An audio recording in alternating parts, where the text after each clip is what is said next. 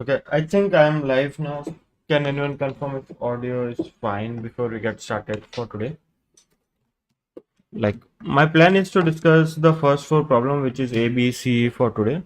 Like, I haven't really spent much time on D, and neither do I know how to solve it.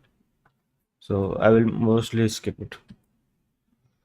Yeah, in the contest, I was able to solve A and A1, A2, and C, but like my B failed, and if you have seen, like a lot of people have failed problem C here, many including tourist here, guaranteed tourist here.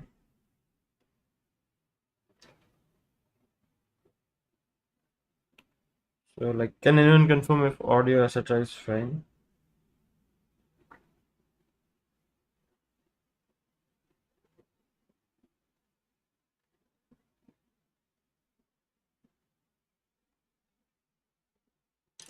Yeah, like I don't have a camera, so there is no video today.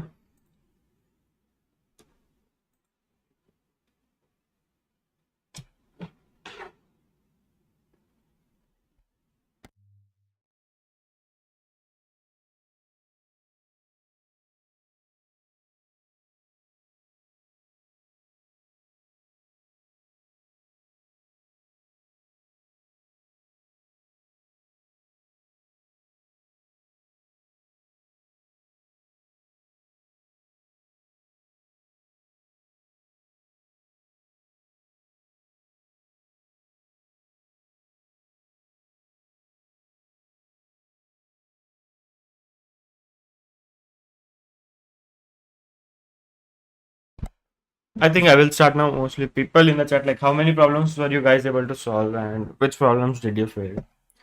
And did you manage to win a t-shirt or qualify for the next round, or what? How was your performance in the contest?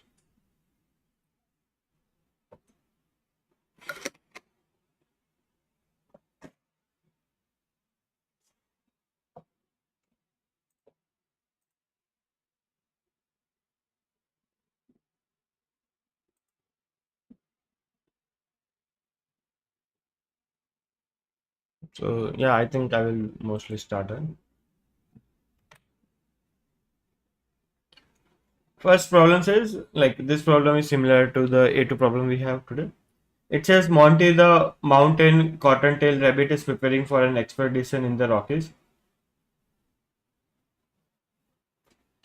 However, Monty is the mathematician first and a mountaineer second, and would like to first assess his route in the terms of numbers. A number is a peg if the following conditions are met. There are 2k plus 1 digits, d1 up to dk plus 1. None of its digits are 0. First k plus 1 digit go up by 1, like numbers increase, and then last k plus 1 digits go down by 1. So some examples are 1 to 1, 1 to 3 to 1. You see, like first half is in increasing and second half is decreasing. 1 2 3 and 3 2 1, second half is again decreasing. It 2 3 2, 6 7 8 7 6 are some such numbers. 1 3 1 is not a valid number here because you see the difference is not 1 here. And similarly 1 2 3 2 is not valid because the length is not odd as mentioned here. So problem statement says we have been given a range, inclusive range of numbers between a to b and an integer m. We have to count the number of peaks that are multiple of some integer m. So like the first idea was probably to try to see what all possible, like to see some properties of the numbers here. So I will show you some properties here. Let's say we have a 5-digit number. 1 2 3 4 5. And let's say I say that the number here is 8. Then like can you see what the complete number is? My claim is like if we fix length,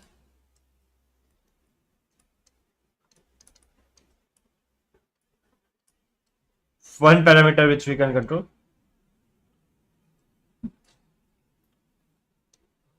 Okay, one second. And if we fix the middle digit,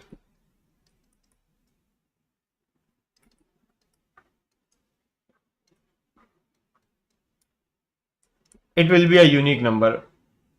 We will get a unique number.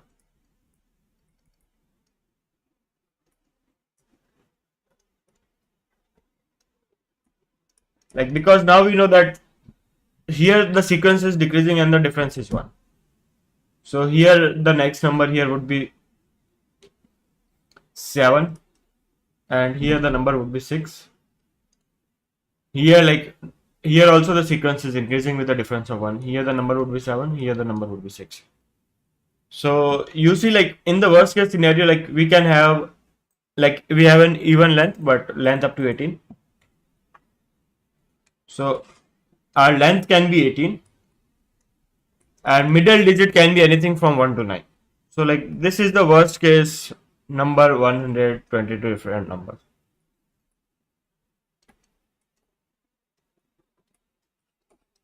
And in fact, like, so now you see, like, what you can do is you can compute all the possible numbers you have. Then you can run a for loop to see if the number is between A to B, and if the number divides them, you increase count plus plus. And if you do it for all the test cases, like, there are only 100 test cases, so you should be good. And in fact, like, that is the main solution idea I have. And now the further idea was, like, in fact, you can prove that, like, you can pick the first digit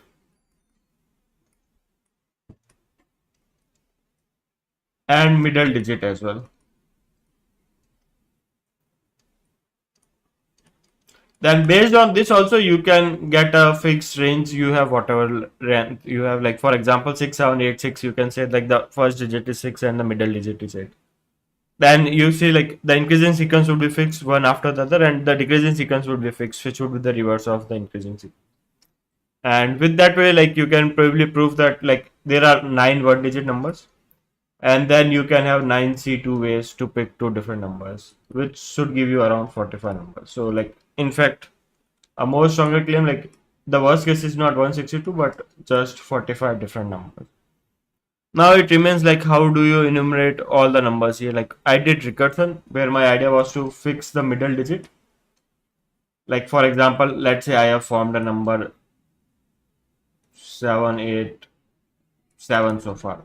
Then my idea is to multiply it by 10, add 6 here, and, like, you see 4 digits are there, so add 6 into 10 to the power 4 here, and, like, this number would be equal to 67876. And then I can try to do processing a bit further, then again multiply this number by 10, and then you see, like, the last digit is 6 here, so you add 5 here, and plus you add a digit in front as well, 5 into 10 to the power 6 this time, because these are 6 digits. This will give you 5 6 7 8 7 6, and so on. And, like, this was the idea I had for this problem. So any questions on this one before I jump on to show my code for this?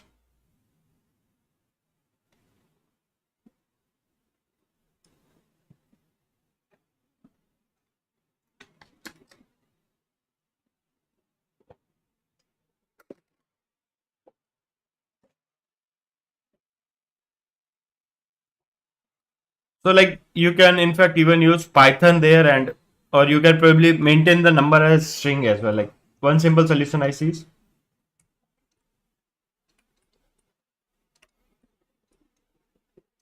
as string. So you see, like, you have a string t. You also know what the first character is. So you add, like, let's say a new character c1 plus t plus c here. You can even do that. And then you can use string to int functions.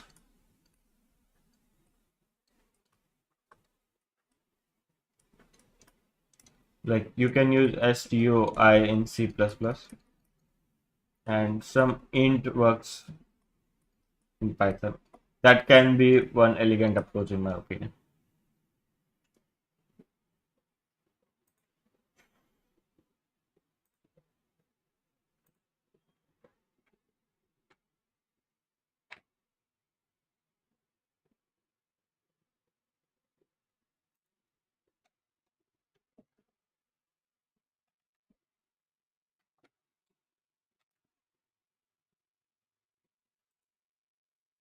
So yeah, like, I don't have a code with string to int handy, but I can probably code it in case people would like to see it. And I see, like, that's a elegant approach. In contrast, I ended up using recursive approach here. So first I have this precompute method which generates all the numbers, puts it into an array A, and then the idea is like I iterate on all the numbers, see if the number is between L to R and number divides them, do answer plus plus. So one way was to do recursion here, like basically use a DFS type of function. DFS is a name, but let's call it recursive function. You say like current digit that I can add is D, current number I have formed so far is D, and this is some power of 10 that I need to multiply. So I say like my current number is just K. Next number you want to attach in the front end and the add would be K minus 1. And you will have to multiply K by 100 here. Like basically what power of 10 should you multiply to increase to add the number in the front. So you see if I have one digit number, I will add one number at the last and first number would be multiplied by 100 here. So if I have some current number is greater than 0, add it to the recurrence. If the number I can append I have reached to 0, I return here. Otherwise the new number I can form is this. This number adds one number at the front. This shifts the numbers in the middle range and this adds one number at the last. You can do it this way too. And then you see for the next part, the next number you should add at the front and last would be D minus 1. This would be the new numbers formed so far. And for adding new numbers now you will have to shift power by 100. So you see if you started with 8,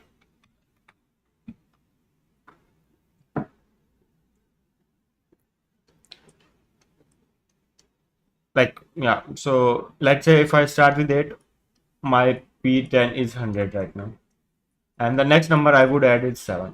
So I do 7 into 100 plus 8 into 10 plus 7, which will give me 787. New P10 would be 10 to the power 4 and new digit would be 6 here.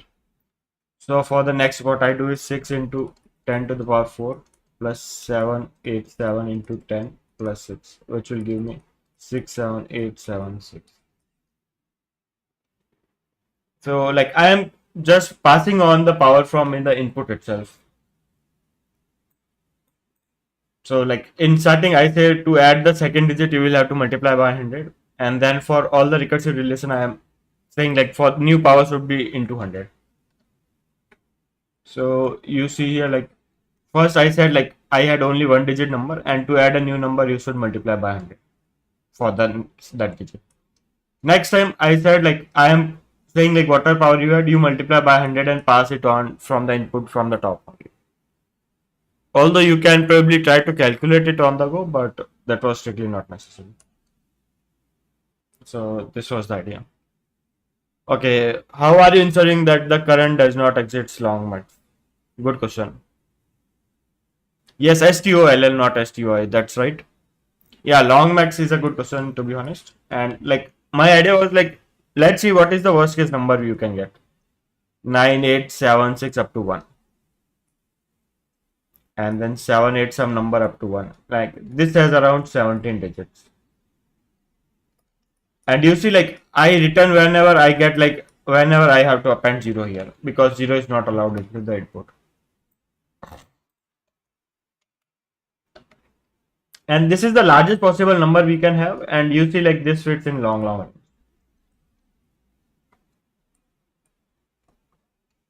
So we did not really needed anything special to handle long here. So like, so this was my idea for A1. Any questions on A1 before we move on to A2?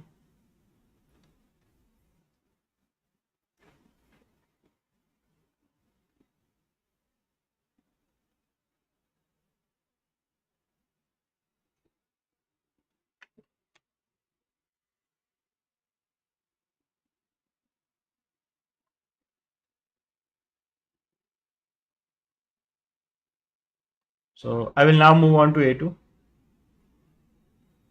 The problem statement is same, just that earlier we had a difference of 1.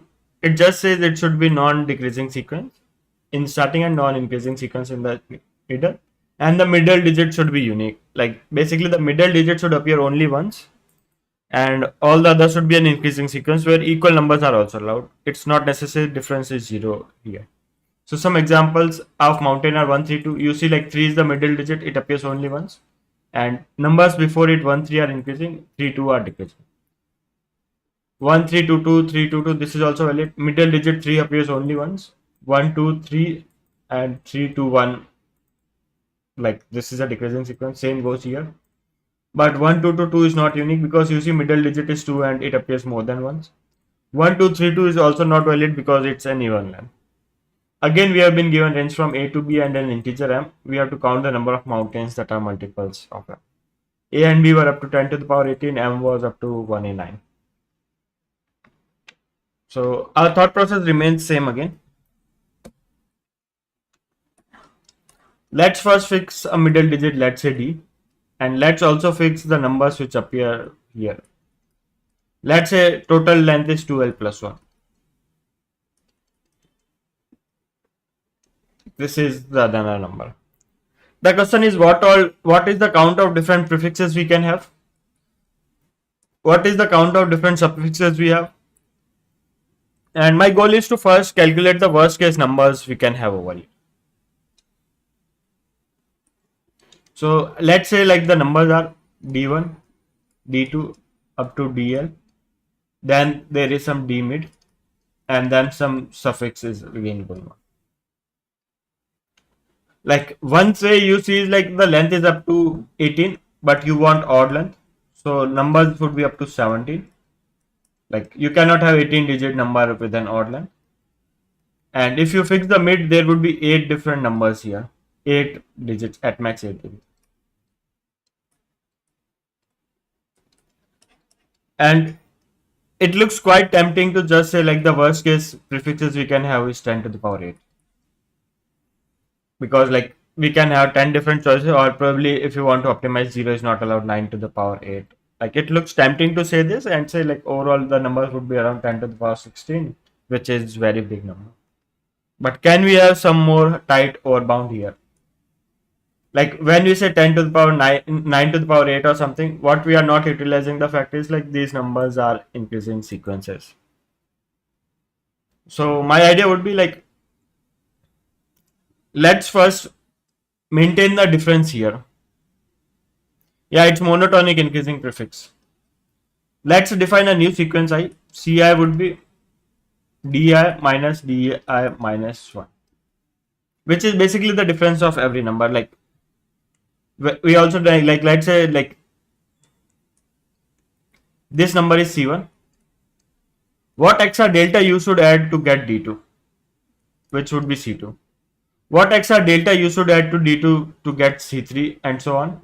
At last you will have some number here and you will add some delta to get some cl here. And you see like because the sequence is increasing, all these deltas should be positive. You cannot have negative. And one way I see is like probably for the sake of completeness, let's say we have added a 0 here.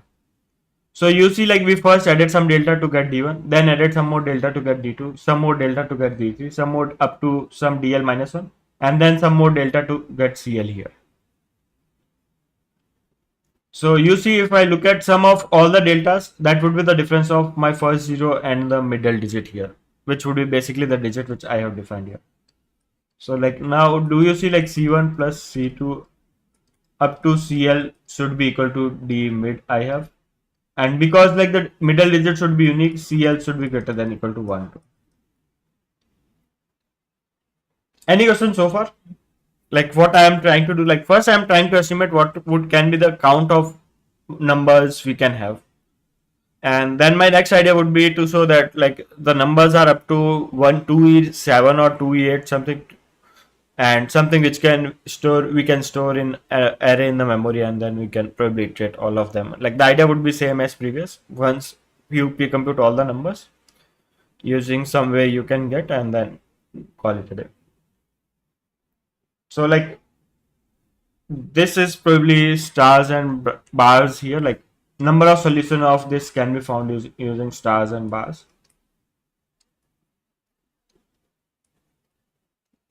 permutation, which is in generally permutation and combination.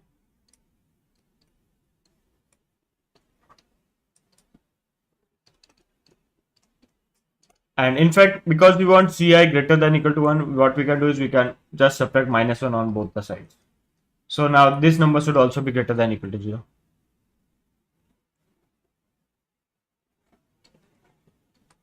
Okay, and probably stars and bars is probably quite frequent. Like you should probably read out this section on CPL later.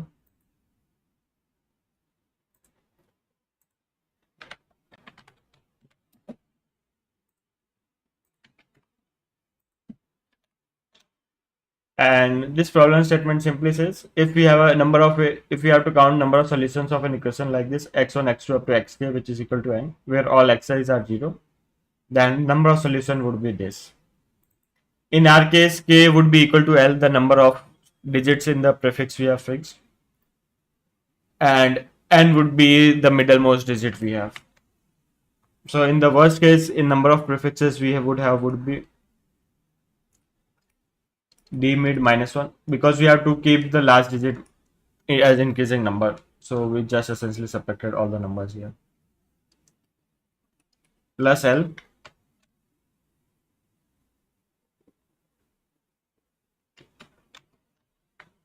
-1 comma and n is the number of digits we had in the mid comma d mid -1. Like this would be the number when you have fixed number of different prefixes we have.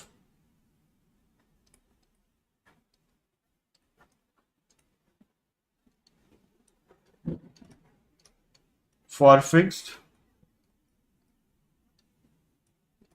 d mid and length, and you can in fact also say a strong constant that ci should also be greater di because first digit should be greater than 0, so c1 should also be greater than 1 here. So you can probably add one more -1 for c1 here as well. Like you can probably work out the exact math here, but essentially that was the idea. Like that is how you would estimate what is the number of different cases. And the idea is what are the count of number of prefixes we have, the count for number of suffixes would also be same because you see suffixes are just reverse prefixes here. So overall we would have to take a square here. If let's say I call it t m comma l, number of different prefixes for when the middle digit is m and total length is l. So number of total digits for a fixed mid and length would be this. You take it sum over all m from 1 to 9 and all l from 1 to 9. Like that was the length of prefix you had. And if you put in those permutation combination formula something here, it turns out to be around 10 into 10 to the power 7. So now the idea is like if we can write recursion in some way such that if we can generate all the numbers uniquely by visiting numbers only once, then we should be good here. So any questions so far before I jump on like how to uniquely generate all the numbers now? Like first, this was an important realization. Like under the given constraints of the problem, you would have only 2 into 10 to the power 7 numbers, which once you have this DML formula, you can probably run a Python code or C++ code, anything to find out all the numbers here. Yeah, quick recap, sure.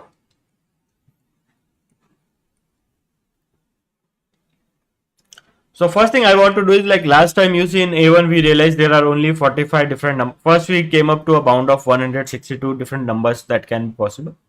Then we realized there would be only 45 different numbers. And once we realized there can be only 45 different numbers in A1, what I did was I pre-computed all the numbers. Then when I have to print an answer, I basically ran a for loop on all the pre-computed numbers, checked if they are between the given range I have and if they are multiple of it. And I did answer plus here. So to follow up on the same approach, my idea was to count what can be the worst case count of the numbers we can have in A2 as well. So like the idea was like, it turns out like in the worst case total number of different numbers we would have would be 2 into 10 to the power 7. So the idea still remains same.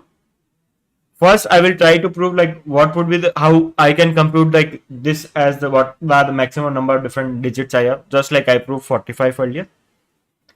And once we have proved this, the idea would be to write some recursive solution so that I can calculate all the numbers in an array. Idea would be to maintain an array or vector of this length. And since there are only 95 test cases, run a for loop on all the numbers. Check if they are between my given range multiple of n, and you overall you would get around 2 into 10 to the power 9 time complexity. That should be enough for 6 minutes time limit here. So this is how what I am trying to do. Now first I am trying to estimate what would be the number of digits here. So just like previous case, what I did was like let's say my middlemost digit is D. There are L numbers in the front and L numbers in the back. And I am trying to do what are the number of different prefixes we can have. Similarly, I will try to count number of suffixes we have. I will multiply both the values to get number of different digits with 2L plus 1 length and middlemost digit as D. So the idea is like probably let's look at these digits as well. Let's say I have 0 in starting sum and then D1, D2, D3. Basically, I define some numbers C1 up to CL. The X are delta to get some next digit. So like first if I say what number should I add to 0 to get D1, that would essentially be equal to C2 only. Then in D1, what extra should I add to get D2, which is basically difference of D2 minus D1, which I call it C2. Similarly, what extra should I add to get D3 over here? The idea is C3 plus D2 should give me D3, so on. And you will find that CL minus 1 would be the number of numbers we have so far, and if you add CL to it, you would get DL. Like B is like there. Basically, I am defining something known as a differential.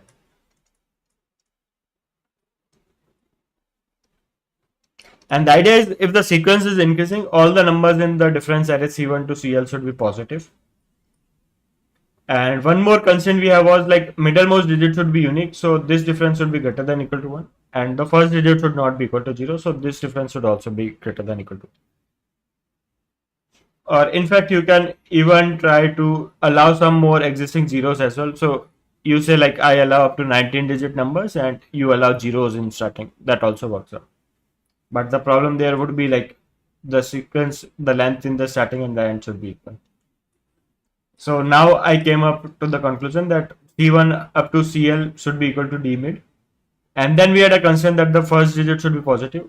So I want C1 greater than equal to 1. So I can essentially define it as C1 minus 1 greater than equal to 0.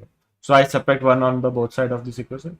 Similar case for 0. If you want middlemost digit unique, CL should be greater than equal to 1. So CL minus 1 should be greater than equal to 0. That's why I am subtracting minus 2 on both the sides here. And the idea was now I have an equation like this. Sum of some positive number should be equal to some other positive number we have. And how do we count those numbers here? The idea is like now we have an equation like this.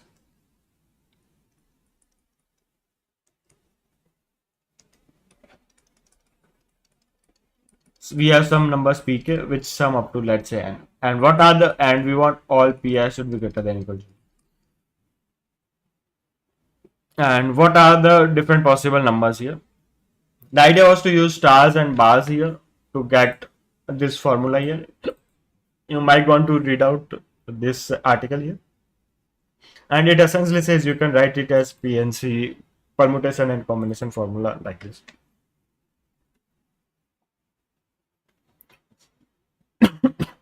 So that was my idea. And let's say whatever formula I got over here, I say that this is TML. Number of different prefixes we can have for if the middle number is M and total length is N. And the idea is like the number of different suffixes we can have would also be this only. So total number of numbers which have for fixed middle and total length of prefix would be TML square. Now you can probably run a for loop on fixing middle digit here and the length here and try to take sum of all this. And the claim is like this number is around 2 into 10 to the power 7. So that is what I have done so far. And the idea is if I can find all 2 to the power 7 numbers here, then I can now run a for loop and get it. So my idea is now same. I again have a recurrence here. I say what is the max left digit I am allowed to have. What is the max right digit, or like let's say previous left digit I had, previous right digit I had, current number I had formed so far, and P10 again, like the same thing to shift numbers here. And my idea would be to find a new digit L, which would be between 1 to PL, new digits on the right, which is 1 to PR, add this to the current number, which would be L into P10, plus current number into 10 plus R, which would be new current, and then call again the recurrence of L, R, and current and 100 into P10. And whenever I start this loop, I add it in my vector here, like the same solution I had previously.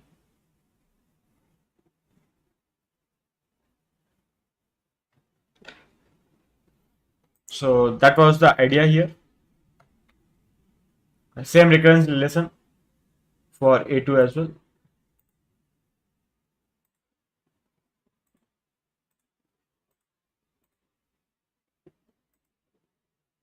Like the time complexity would be like total number of digits I would generate. Let's call it M, or probably let's say K. Into this for loop would be around, let's say 9 into 9, which would, let's say there can be L can run from 1 to 9. R in worst case can run from 1 to 9. So it would be K into 9 into 9. So it would be around 2e9 for pre-computation. And then running all the test cases would be 100 into 2 into 10 to the power 7. And like for a 6-minute time limit on Hacker Cup, this essentially turns out to be fine.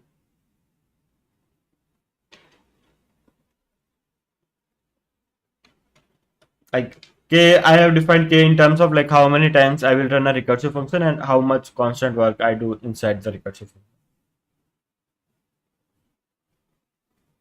So the idea is again same.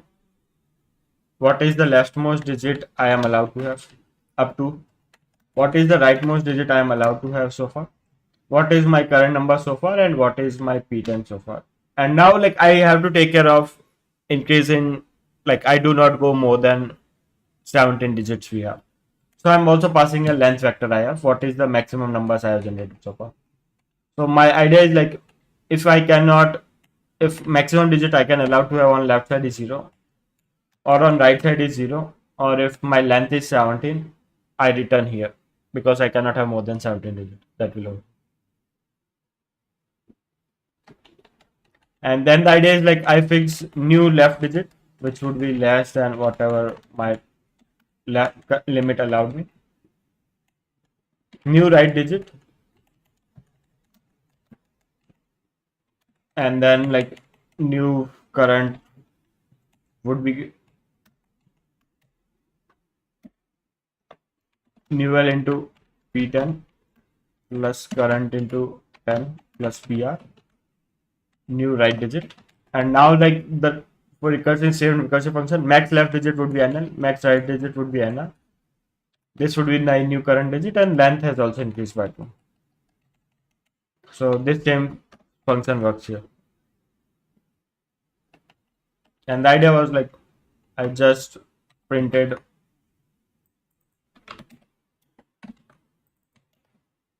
all the numbers here, and when I run you will see the length is around 2 into 10 to the power 7, and solve function is exactly same here. So like there are two parts for this problem. One is realizing the total number of digits you will have would be small.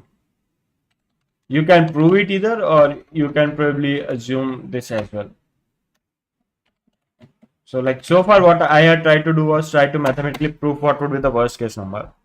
So if you are a beginner, like you can probably would have assumed like let's try to generate all the numbers here and what can be the worst case numbers we would get. So yeah, like this was the exact worst case, total different numbers we had. So like earlier what I proved was how to came up with this upper bound if you are trying to prove. And like yeah, essentially that's the difference here. Like the main solution is mostly write some ways to create a recurrence. This is similar to what we had previously as well. LR, etc., where like difference was decreasing always by 1 year. Now I am running some for loops to fix the new left digit, new right digit, and continue. So that was my idea for this problem. Any questions on this before we move on to the next problem?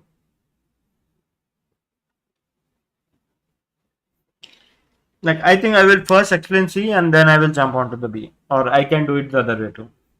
Like, let me know. Yeah, like, I can this be solved using digit DP? I doubt. Like, had spent some time trying to think of digit DP, and at least I could not come up with digit DP idea. And I don't see anyone explaining some digit DP idea in code forces as well. Like, the problem is in digit DP, if M was up to let's say 1000, this could have easily been done using digit DP.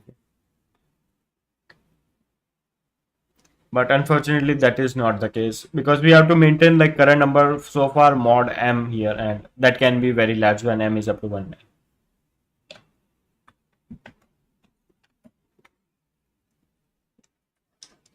If M was up to 1000, I would have done digit DP instead of going through all the math we have.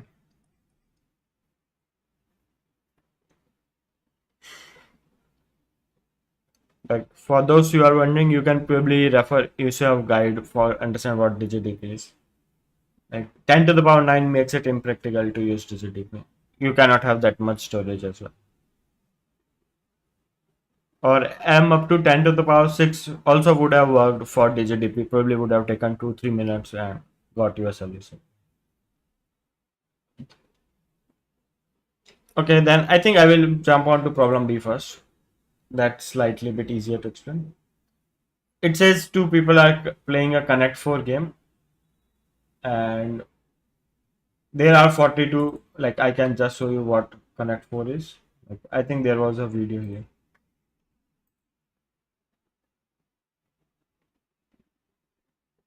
Like, this is how Connect 4 looks like. There is 7 into 6 grid. You add some number, two players play, they play add some numbers from the top, and whatever row they play goes to the bottom of that number.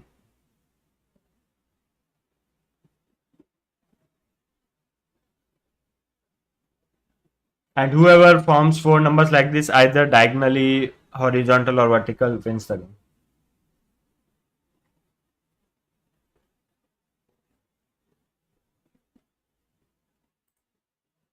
So, like, Connie and Forrest are the two players playing at 4 games on a grid of 42 plots. So, yes, there are 6 rows and 7 columns. Connie goes first, and 2 of them takes alternative turn. On Connie's turn, she select a column, marks a borrow that is southmost unborrowed plot, basically the bottommost number they have, and makes it its own plot. Forest does the same thing when it's their turn. Pick a column, pick whatever the bottommost number is there as your. Normally, the game ends as soon as the player has 4 consecutive burrows in a line, like either horizontally, vertically, or diagonally. Say like the player is then declared the winner, whoever creates 4 numbers first, horizontal, vertical, or diagonal.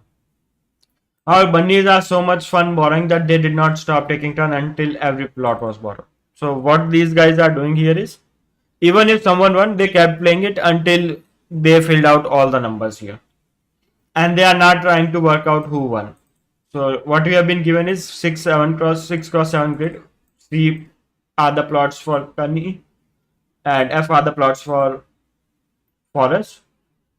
And we have to decide, can we tell who won first? If we can say like only possible way for someone to win here would be Connie, then we write C. Like, among how, irrespective of how both the guys play, but Connie can be the only player here. Then we print C. If Forest can be the only player, irrespective of if we look at all the possible ways people would have got a final board, then we print F. If we know like someone must have won it, but it's impossible to say who would have won at first, we print a question mark there. And we say like no one would have never won it, we print a 0 there. So that's idea. Like, for example, like let's say this is the grid which is finally generated. Like, it does not show complete moves here, but here the idea was, you see like there are 4 columns with C, 4 columns with F. So if we wanted Connie to win, we would have just played it like, let's allow 3 players to play like this, and then if Connie plays here, C wins instantly. But if Connie plays here and Forest plays here, they win instantly. Like the idea here is like the player's objective is not to win if they can force a win, but the idea was like if they just try to play all the possible ways they want. Like, can Kunny win in some possible sequence here? Can Forest win in some possible sequence here? Or you can say that both of them can win based on how they are played, assuming like it's not necessary to play optimal moves here. And that was an important thing over here. And probably like who won at the end, like we have to print numbers here. Like a lot of people have failed over here, and like unfortunately I also failed, although now I have a complete solution for this. So the idea is to again analyze what are the worst case numbers here. First, like you know that your final grid is fixed, so you definitely know if for every sequence how someone would have played here. Like let's say if this looks like C C F C F. Yeah, it's not a game DP. It's because players are not playing optimal. Just that we will have to simulate all the possible games that are possible here and then try to find who won. So for example, if a column looks like this, then we know that Kunny would be the first player to play here. Then Forest would play somewhere else. Then for this column, Kunny would again play something here. Then Forest can play somewhere here. Kunny can play somewhere here. Then Forest can probably play. Basically, we have a fixed order of sequence how Kunny and Forest would. So that is the idea. And like you see, like probably for since you know like what all sets of sequence are, you can probably define like how much length, how many numbers we have played in column 1 so far.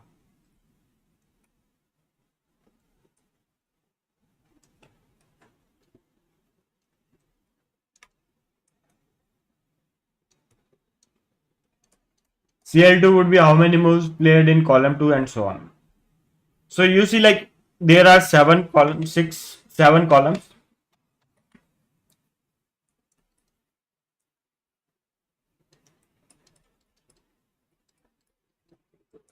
There are up to 7 columns and there are up to 6 rows. So each number should be between this range.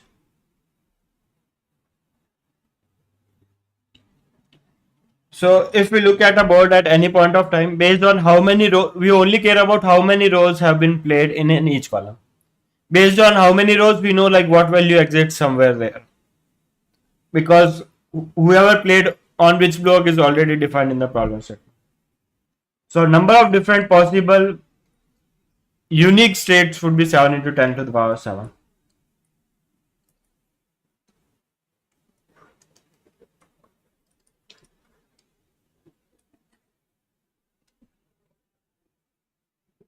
Unique middle game situations. You can probably add multiply by 2 to account for who played first, but based on how many numbers have been played, odd or even, that you can even implicitly define. So that's the idea here. Like my idea is like probably you can define now a 7 dimension DP here. You can probably do that too. The idea is I have fixed set of vector here. Let's say two columns have been played in the first, 0 in the third, 3 in the fourth, 0 in the next, 5 in the next. One column here. Like this is the count of columns. Like 70 DP is like 7 dimensional DP here. Like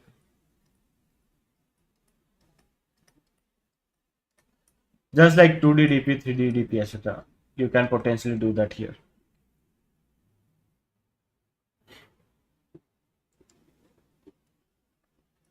The idea is probably like that. My idea was to just maintain it as a map here.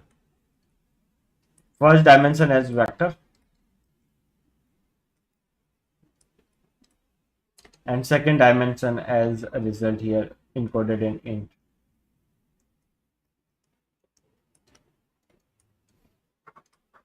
So you don't need an explicit 7-dimensional array. Like maintaining 7-dimensional, I agree, definitely insane here. So you can probably maintain it as a vector here and change the values. So if I say like what can be the final state if two columns have been filled in the first row, two rows in the first column, three in the second column, five in the fourth column, one in the last column. And what I really care about is, can Connie win? Can Forest win?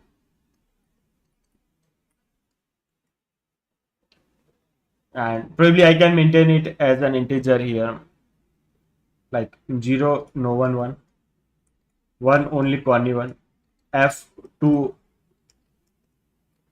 only Forest 1, 3 both Connie and Forest 1. And that was the idea. You start again your recursive solution here. Input is the vector we discussed earlier. You iterate on all the columns for j equal to 1 to n. 1 to 7, 6, 1. Yeah. You see like what is the next unfilled column in this row. Next unfilled row.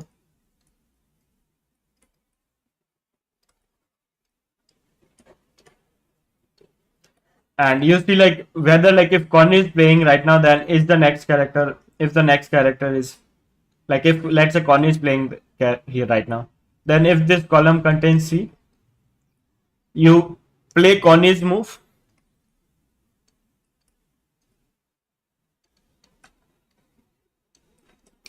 Then you can see like, did Connie won after playing this move? If the answer is yes, then a lot of people did was to just assume Connie won and do not play further moves. And then try out all the ways over here, and that was essentially the idea for this problem. And a lot of people failed because what they did was like they stopped playing as soon as someone won.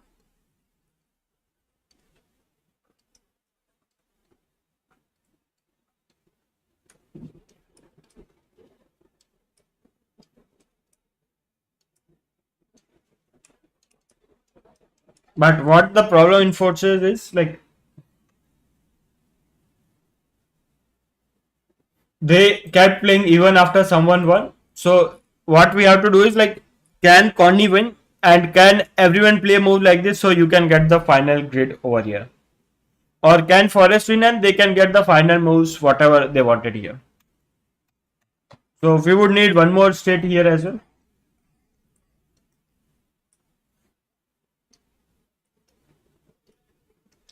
Can the game end too? Like, can both of them play up to 40-second move?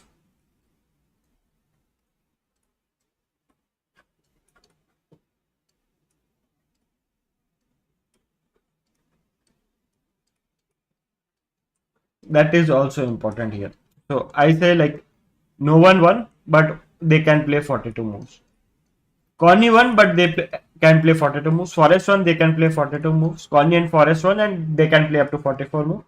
And the fourth set, impossible to play 42 moves.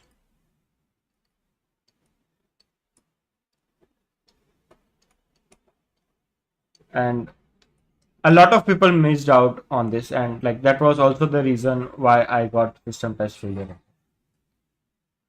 So like just these wouldn't be enough. Even if someone won it, you have to go until the end to see if someone can win here. So that is essentially the idea for this problem. Any questions on like the solution idea first before we jump onto the code? Like as far explanation is concerned, like the problem I believe did not have much ideas, but it was quite implementation heavy. Like the reason why a lot of people failed was like there were no system tests, etc., and people assume validation tests are good enough. Like I have seen people who have passed validation tests and they did not even consider that people can win by playing diagonally. And like this fourth problem, like impossible to play 42 move was the condition everyone just missed out.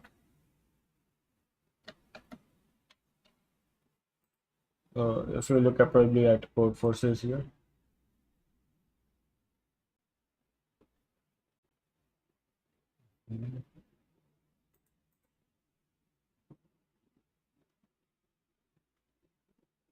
Like here is an example second set give. In this grid, like one can potentially claim Y can win like this by having 4 continuous moves. But the problem here is then Coney would have to play here, but you see character here is Y. So it's impossible to play 42 moves here, and that's what most people missed out here. So essentially we have to check, can you be the first player and win, and also if you are first to win in that way, can you continue playing from there and get until the end in at least one of the ways. You can probably code 70 DP, but there are some ways to avoid coding, implicitly coding 70 DP rather than explicitly here.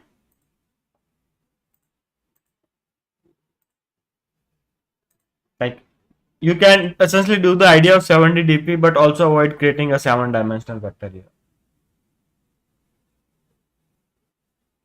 And my idea was to probably maintain it in a map like this. What are the visited set? Probably let's call it DP now. So yeah, essentially 70 DP, but there are ways to avoid creating an array of 7 dimensions.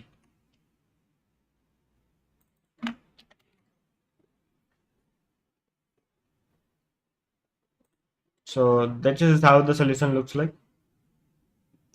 There is one check win method.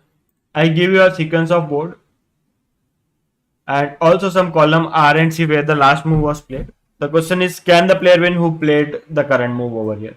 There would be some question marks in the grid, and there are some different ways here.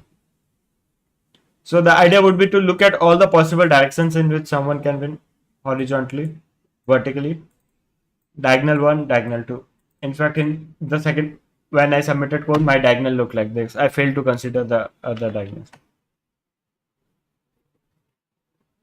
Then the idea was to look at all the direction, look at all the players where someone can be a part of, and see if the 4 rows from there is equal to the current number we want. If the answer is yes, return to that whoever played the current move at the index R, C has just won the game. Like currently I am discussing the problem B.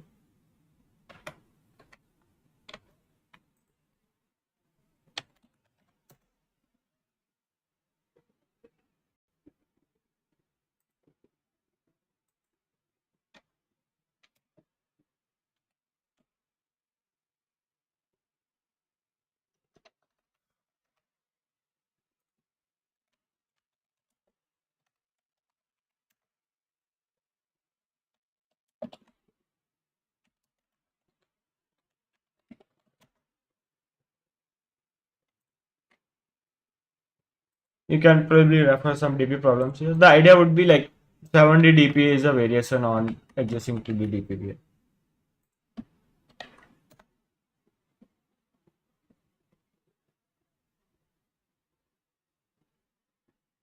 Right. I don't see an explicit 2-dimensional DP problem, but there are problems here. Like 2D DP, what essentially says, like in generally DP we have only one array for the state, but if we have 2-dimensional array for DP, we call it 2D DP. If we have 7-dimensional array for DP, we call it a 7D DP. So like first I have written a check win method which says there are some positions where you would be have some question mark. Someone just played on the R throw seed column and the R throw. Did the player who just played won the game? The idea was to try out all the possibilities here. Like visualization is a bit difficult here. Probably you cannot just like basically you can probably try to create a graph or something here, but explicit won't be easy job. Then there was some code to check like did the player who just played won? If yes, return true, otherwise return false. So with this, I have this recursive function here, which finds out what can be the possible state if you start with playing 0 columns in every row. One thing I did was to reverse all the input because everyone is playing at the bottom, but it makes easy to just play first move on the 0th row, next move on the first column. And input, you see like the coin is going down. So first move is played on 6th column, then 5th, 4th, and so on.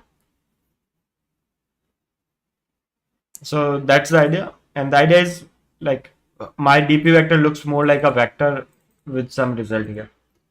So if I have already computed the result for whatever positions I have played so far, directly return it. If I have played n cross m move, I return a 4 here. 4 essentially denotes in the bit vector like it's possible to play 42 moves. Then I see based on whose turn it is, the current character should be F and C. If I then I look at all the columns we have.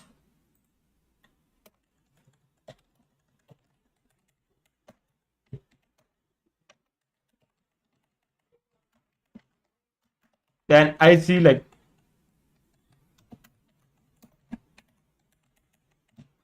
what would be the row when the next move would be played. If we have already played this move, we can no longer play it here.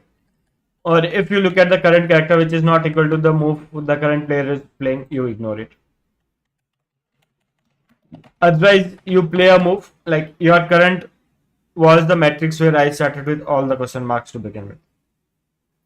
You play current player's move there, you increase the number of cells you have filled so far, and then you try to recursively find what would be the end result here.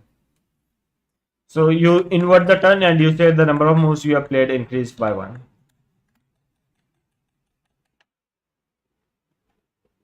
And then if it was possible to play moves up to L, like I am using it as a 3-bit vector. First bit denotes can Connie win, second bit denotes can Forest win, third bit denotes is it possible to play up to 42nd. Then if it was possible to play up to 42nd move, I also mark that from current state also you can go and play 42 moves. You then check like did the player who played right now won the game or not. If whoever played won the game, you just said like Corny was the first player to win or Forest was the first player to win. Otherwise, you essentially keep whatever the result I came from the bottom, which is did Corny won, did Forest won, etc. A 3-bit vector here using some AND or like this is probably some shortcut to do here. You can maintain 3 different variables too. And then undo the move which has been played. So replace current column row with question mark and reduce the number of rows filled here. And then when you return, you fill the DP vector again here with whatever response you are going to. The idea was like based on how I am encoding here, 7 denoted like basically it's a 3-bit digit here.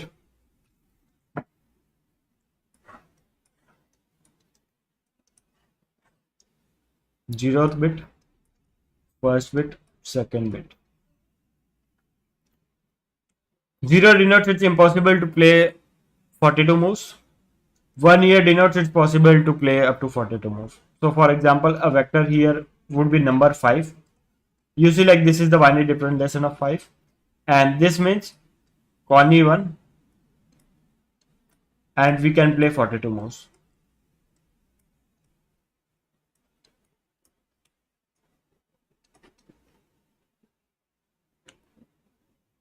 Or 110 denotes Connie and Forest can both win.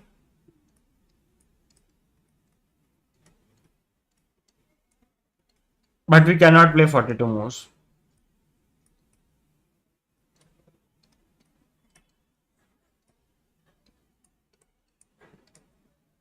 And this in binary representation is number 3. So what we need is if Connie and Forest can both play and it's possible to play 42 move, which was number 7. So print question mark here. Connie can win, but Forest cannot win, and we can play 42 moves. Print C here. Forest can win, Connie cannot win, and we can play 42 moves. Print F here. Otherwise, print 0 here. Like it's not possible for anyone to win here. And this was essentially problem B. Any questions on this problem before we move further?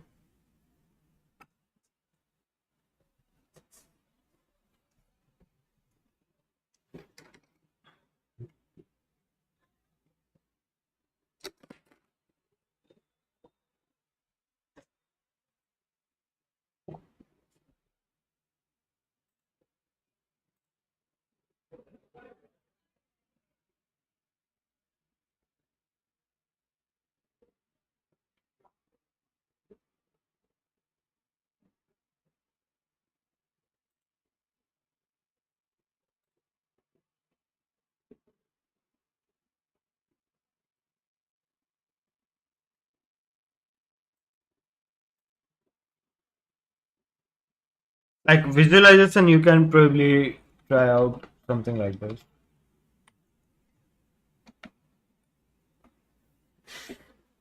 Like the only way to visualize here is to form a tree like this. Like first you have a vector which is 0, 0, 0, 0, 0, 0.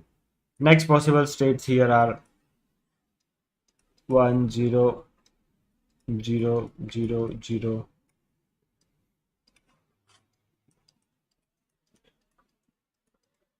You can probably go create a binary tree of size 42, something like that, try to visualize it. At least it's not possible to visualize it in the way how we visualize 1D DP here, where you probably call the idea comes from here, something like that. That's not possible. Like Hacker Cup happens once every year until Meta would decide they no longer want to do it. So the next time it would probably be around between July to September in 2025 if it happens at all. So that can be the way here.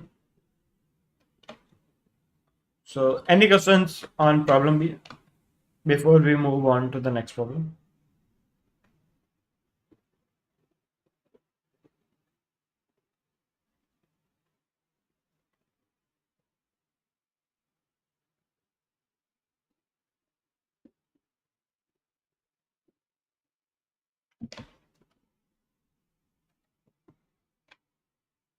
Okay, I will jump on to problem C now. That would be the last problem for today.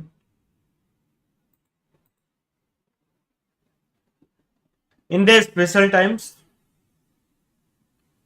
in their spare time, bunnies enjoy playing their own version of Hopscotch on an R-Crossy grid of burrows. The burrow at ith row and column J is denoted by burrow I, comma J. Basically, a 2D grid where we have some numbers written on each of them. Each burrow I, comma J is owned by some number Bij. Note that multiple burrows can belong to same bunny and some bunnies may not have burrows.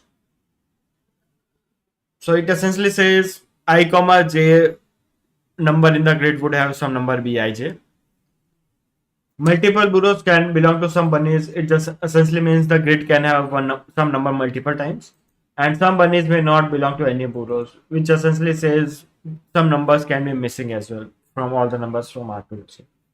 Nothing special. Looks like we have a normal grid here. Nothing special. In this game, a hop is one valid if it's between burrows of different owners. Hopping from burrow I, comma J means you earn a score of max difference of this. So it essentially says we can make one jump from one place in this matrix 2D grid to some other place. That move is allowed only if the place from where you started and the place where you jumped have different numbers there. And when you make a jump, like this would be your score, which would is absolute difference of score between the columns you have jumped and the rows you have jumped. Consider all the pair of hops between two different burrows. If we sort the score in non-decreasing order, what is the kth smallest score? So like R into C2 combination 2 would be the number of ways you can probably have some starting ending location and multiplied by 2 for choosing which should be the first location and which should be the second location. So like these are the number of hoops, and one more constant is k is not more than number of valid hoops between two different borrows where can be. And it is like if we look at all the possible jumps here with all the scores sorted in increasing order, what is the kth smallest score in this sorted array? So for example, in the first test case like this, jumping from 1 to 1 to 1 comma 2 in this matrix, from here to jumping from here to here is allowed, the score here would be 1. Jumping from here to here back is also allowed, score would be 1. Jumping from this to this is allowed, the score would be 2. Jumping from this to this would be allowed, the score would be 2. And if you sort 1, 1, 2, 2 in the increasing order, third smallest number is 2. And in the third test case, it probably says there are only 12 possible jumps here, and the if we have to print the 12th score, the highest score is 3, and so on. Any questions on the problem statement here? Like probably I can draw here.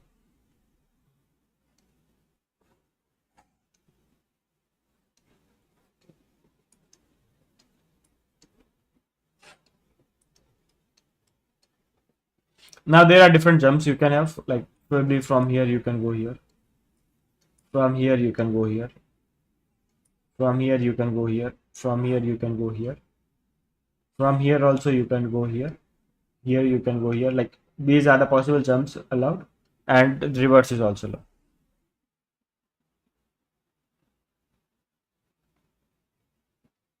So, and it says like the score here, for example, score to jump from here to here would be like the difference in column, which is this gap of size 2 and this gap of size 1, max of 2 comma 1, which would be 2.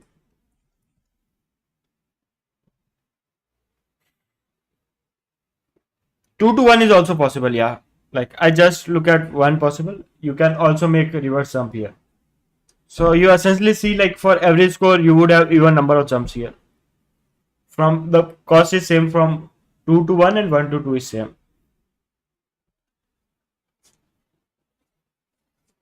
So that is the problem statement here.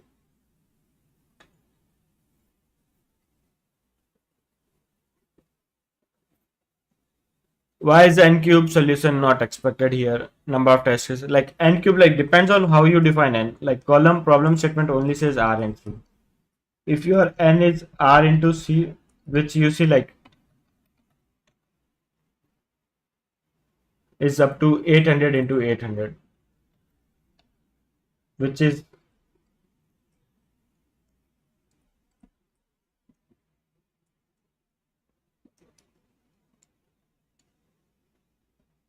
and this cube is definitely way too large. If you are defining n equal to, let's say, max of r comma c, then your n cube is essentially 800 cube. Yeah, like this definitely passes. My solution is time complexity was this, along with some log factor for a binary search. And at least my solution passed. And if you can look code forces comment, r into c into max r comma c also passes here.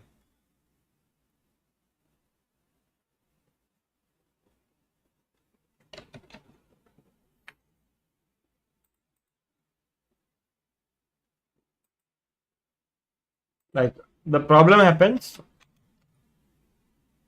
when you try to go for n to the power 4. Like you cannot just go for each column, look at what the other places and try to see all the jumps here. That's definitely not possible. But if your time complexity is r into c into max r comma c, that should definitely pass. Like problem might be like you might not be estimating the correct time complexity here. So what we essentially need is, let's say we binary search on the answer here.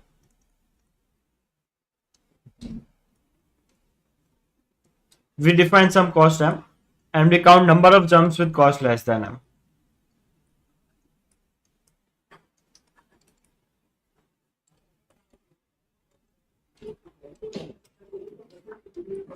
And the idea is like, if you look at this number of jumps with cost 1, 2, 3, 4 up to, let's say, max of r into c, then like this would denote number of jumps with cost 1, let's say 4 here. If number of jumps with cost 2 is 2, then total jumps with cost less than equal to 2, etc. would be there. This would be an increasing error. There would be some place where the first time you would see a number greater than equal to k, and that is essentially our answer here. So my idea was to do a binary search. Now I have a fixed cost Cmax. My problem is count the number of jumps with this cost less than equal to this cost.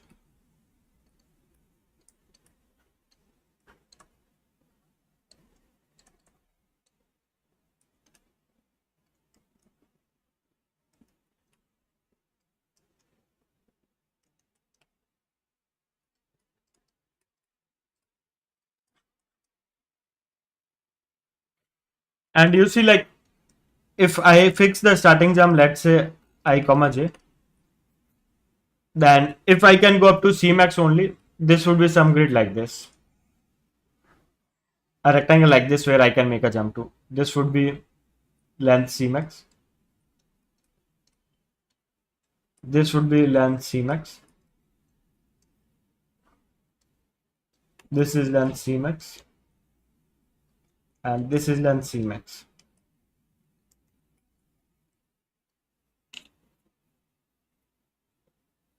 So basically 2C plus 1 into 2C plus 1 square is there. And like I can jump only if my landing position is at a different place.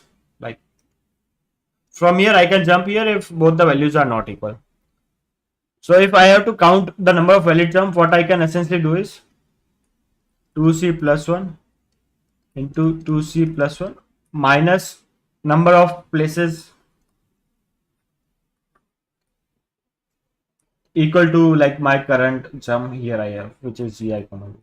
Instead of counting number of different places, what I count is how many places I can jump so that I am on the same type of move as well. So basically counting jumps from 2 to 2 and 1 to 1 and subtracting it from all the area I have. So any question so far? What I am trying to do here? What I essentially need is for each number the place where I can jump to so that I land on the same position, subtract it from the complete area I had. And if I do it for all I comma j, I can count the total number of jumps which have cost at max C max. And that can be used as an input to binary search here.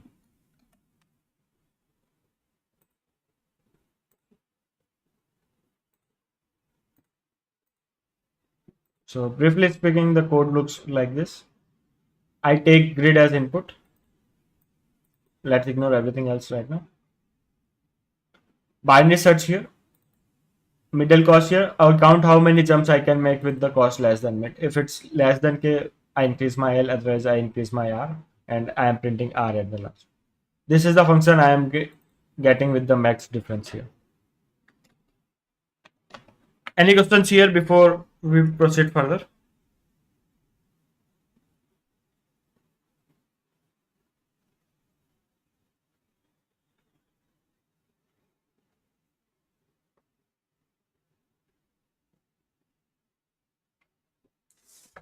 Okay, now there are many ideas here. I will mostly share what I did in the contest, but you can probably refer code forces comment here.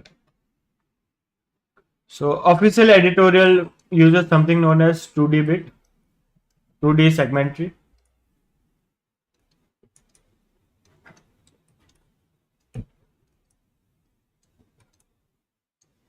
Official editorial does this.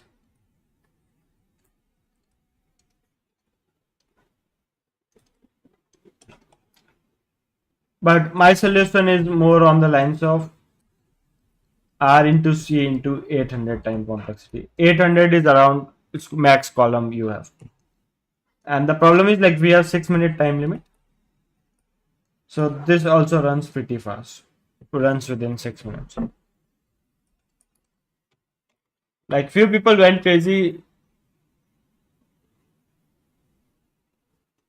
They even implemented n to the power 4 formula as well, which is r square c square. The idea was to probably use some optimization like compiler optimizations to do it fast, and then they used multi-threading here. They used 4 parallel threads and compiler optimizations there. So if you know how compiler work, you can probably do.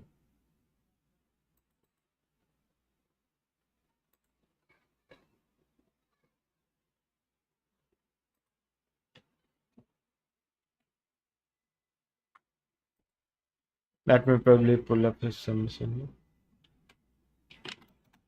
So like that's how Meta Hacker Cup format is. Like gives a room for a lot of things.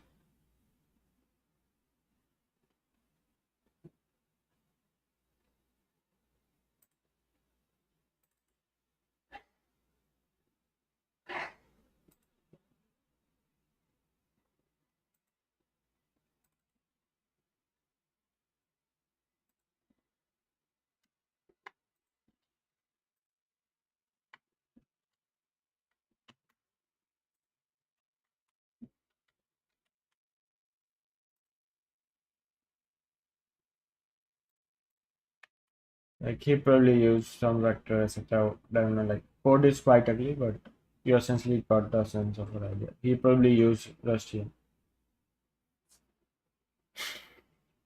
Code is quite ugly, but that's fine. So like I will say what I did. Let's first look at two TLE ideas.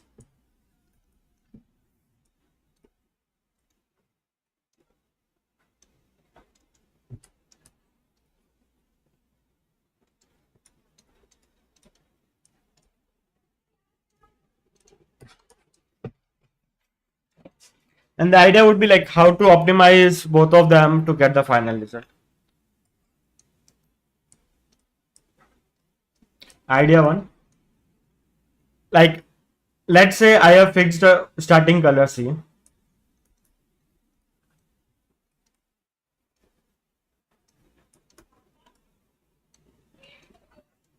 Then I can create a vector of all the position where C is.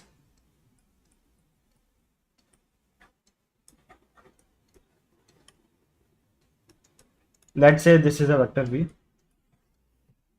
Then the idea is I run a for loop like this for start in C answer plus equal to whatever length I had, where I can probably run over here. Like you have to ensure that you don't go outside the boundary. So essentially do something like that. And for and in C, if cost of start to and is less than equal to C max we had, do answer minus minus. This is one really idea. Like essentially it looks like n to the power r to the power 4. Like you see, if all the numbers are same, then this will contain all the rows, this will contain all the columns, and this would be the time complexity.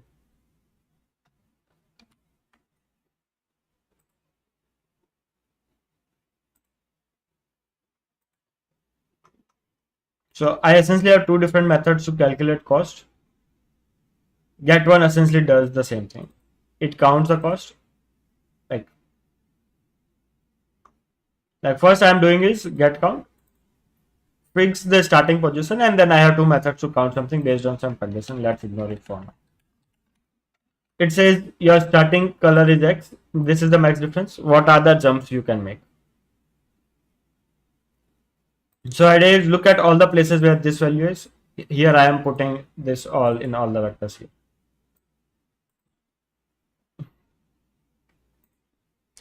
Then like based on max difference, this would be the left index you can go. You cannot go outside the grid. So max of 0 comma. Right side like is X plus max diff, but you cannot go more than n minus 1, more than r minus 1. So I calculate the area of this square or rectangle I have into count. And then I again run a for loop on all the places where I have been. If the second jump is inside this column, I do count minus minus and print whatever counts I have got. Any questions on this brute force first? Before I will share one more brute force. This is definitely, if you do just, you will definitely get a TLE. But you see, if we ignore the TLE part, this solution should give me an AC. Like at least should give me correct answers. Any questions?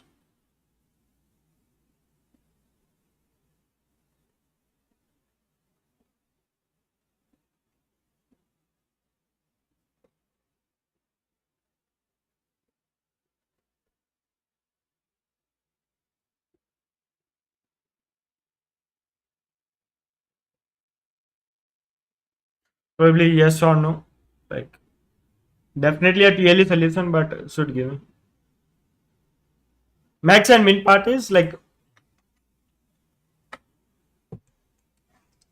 let's say I am at 2 comma 4 and max cost allowed is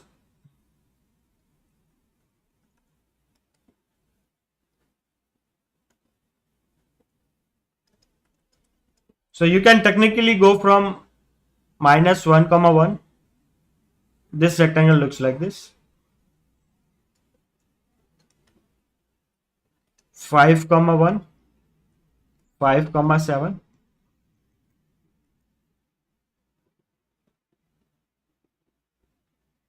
and minus 1 comma 7. Like if you go anywhere, your cost would be less than 3. But let's say your rectangle is only like this. 0 comma 0 up to 4 comma 6. So you cannot go to minus 1. So essentially the idea is to take max of these two places. Like basically either your bound would be this 2 minus 1 or your bound would be 0 for the left part. Similarly for the right part, either your bound would be 4 plus cost, which is 7, or whatever the maximum row you have. So essentially trying to take the intersection here. This can very well be looked more like this as well.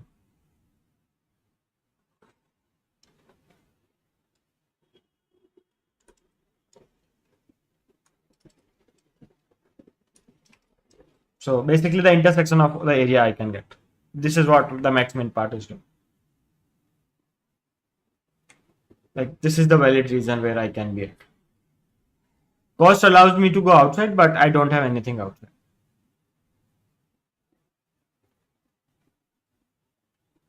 Looks fine, right? Now I have one more brute force idea, which is 2D prefix sum. The idea is, when we want to find for color C,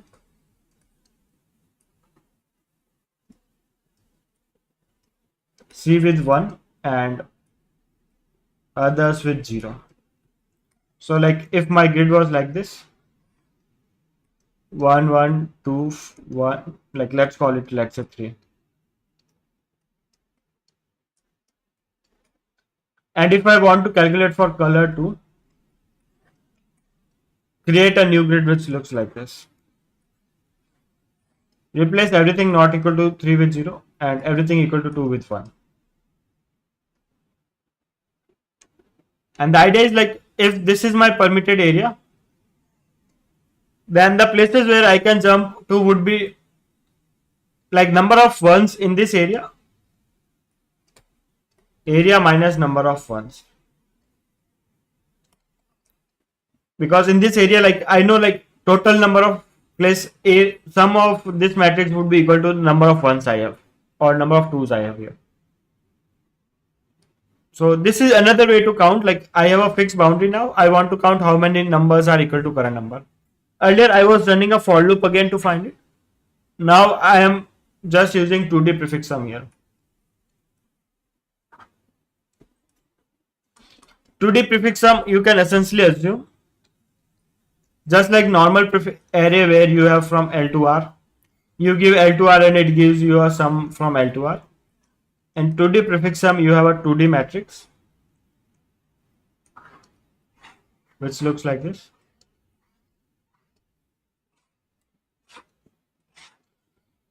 You give them two corners, one leftmost corner, one rightmost corner, and it gives you the area of this part.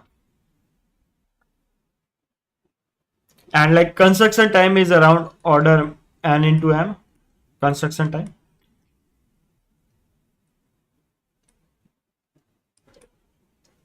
And query time is order 1. Probably I won't go into the exact details of 2D prefix sum. You can probably refer yourself guide here. But that's what I'm trying to do.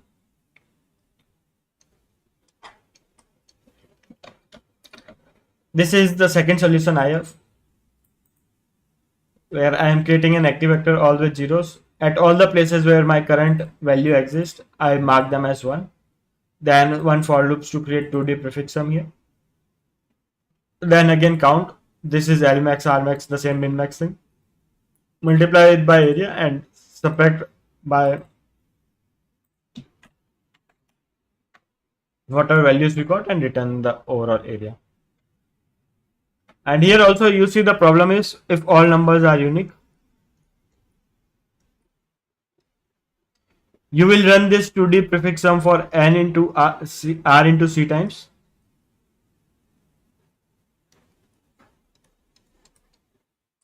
Into total unique numbers you have.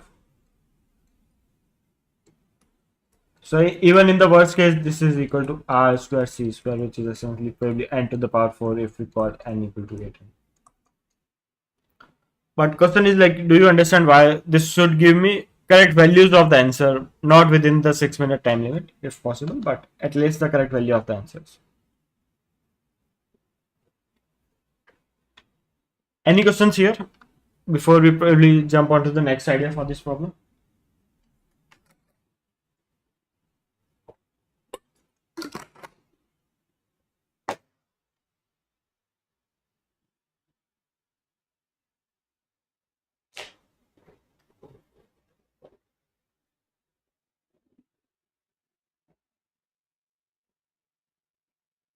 Okay, next thing was,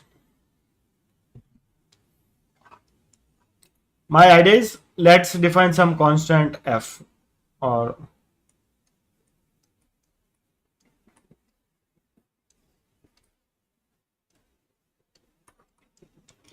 and if value c is less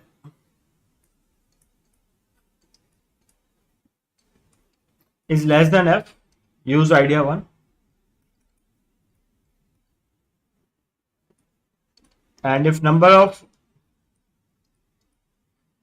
value, basically the number of times it appears in the matrix is greater than or equal to f, use idea 2. The idea is, here it will take less than f square time for every number you have, and here it will take 1 r into c construction time, and then order 1 for each case to answer here. And we cannot just do it for every number. Here the bottleneck was this, here the bottleneck was running 2 for loops. And the idea is, how do I estimate the time complexity now? If k is the total number of times I have, you see like the maximum number which can appear at least f times would be this. This is the maximum number of times we can use idea 2.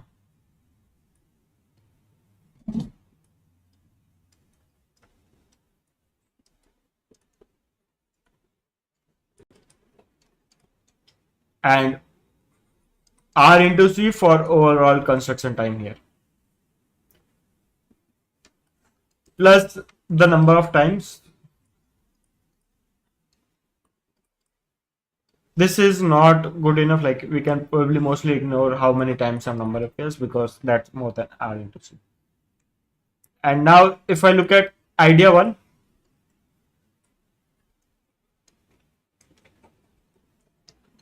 like we had 2 for loops, right?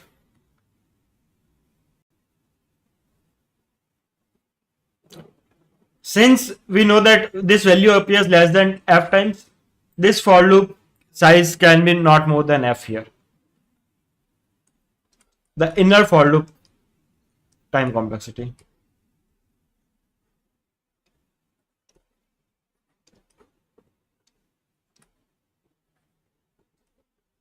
So overall, like even if we run outer for loop for every number, overall time taken for complete solution would be r into c into f here.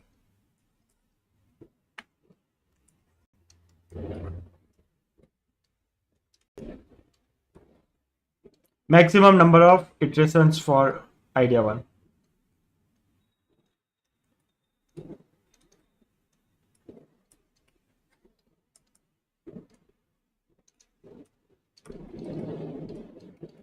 Any questions so far for these 2 statements? I am saying, if my code looks like this, if whatever value I want to find answer for is less than f times, I will use idea 1. So this limit inner for loop cannot have more than f size, and maximum time I can have is for every number I run the inner for loop. So this would be r into c into f. Like this is the maximum number of iterations I can have for the idea whenever get one call does for a particular value of my child. And another idea is, if the number appears more than f times, then use idea 1. So idea is, if this is total number of elements I have, then this r into c by f, this would be the maximum number count of elements which can appear at least f times. So r into c into f divided by multiplied by whatever the cost I had, and plus the number of occurrences for query. I'm mostly ignoring this because this would essentially predominate the idea. So this is the maximum number of iterations I can do for get2 function as well. And if I combine both of these,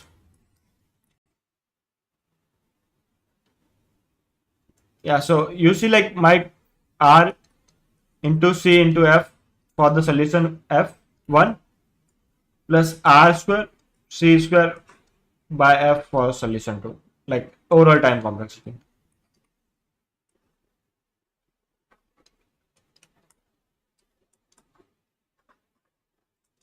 And I'm yet to decide what my F is. Like based on what constant I choose, if F is 1, you see like if F is 1, this will suit up and will give you n to the power 4. Or if F is equal to R into C, like this will be small, but this will suit up. And like F is a number between 1 to F.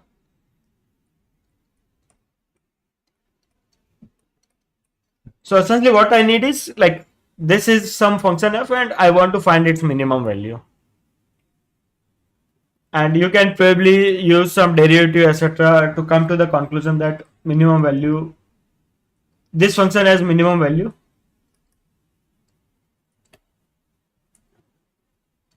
for F equal to square root of R into C.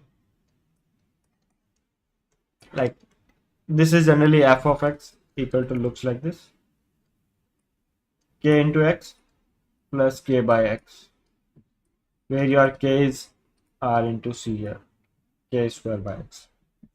You can probably take derivative here and try to do stuff here. You will get minimum values for X equal to root K.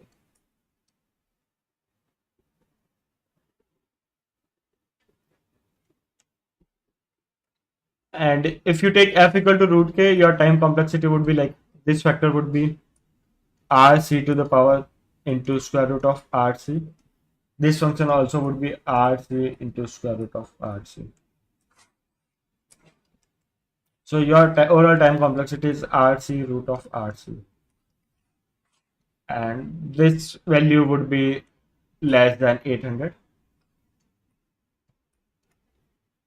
And these are up to 800 into 800. So overall 800 cube for calculating the particular value of X, and then some log factor for the binary search we are doing, and T is the number of test cases.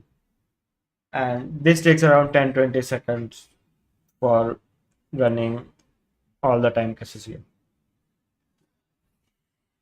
You can also take probably max of R comma C, that should be fine too. Like at least choosing F equal to max of R comma C should also pass. And you will, if you choose F equal to,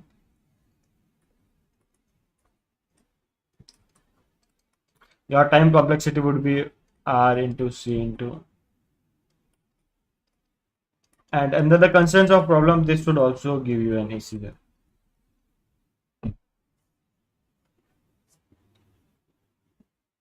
Like I literally chose in my, I literally hard coded R equal to 800 directly, not even tried to optimize it, and this was enough. So overall solution was looks like this. I look at all the distinct values I have. If that count is less than X, use get1 to find answer. Otherwise, use get2 to find binary search here. This SQT constant was around 800, 1200, 400 also works. Time limit varies a bit, but yeah, this ends up being the idea here.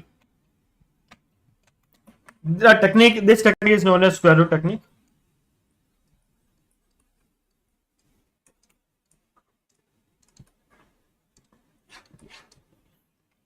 And like if you want to learn more about, like there is a video of Editorial on this.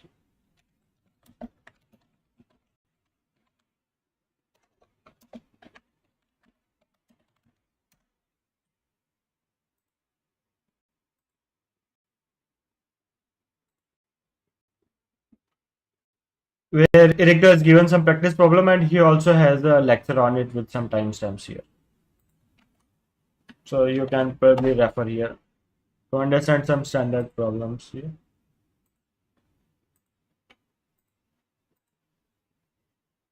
There is around 1.5 hour video by Ricto on this topic.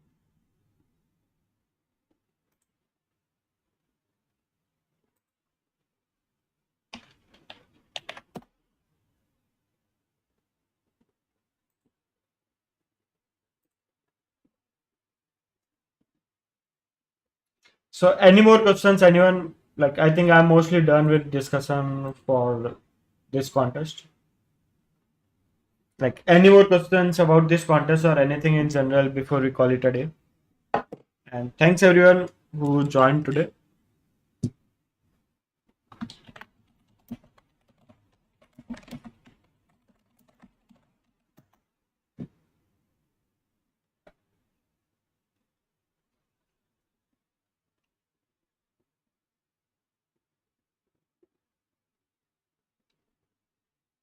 So I think I'm mostly done with it.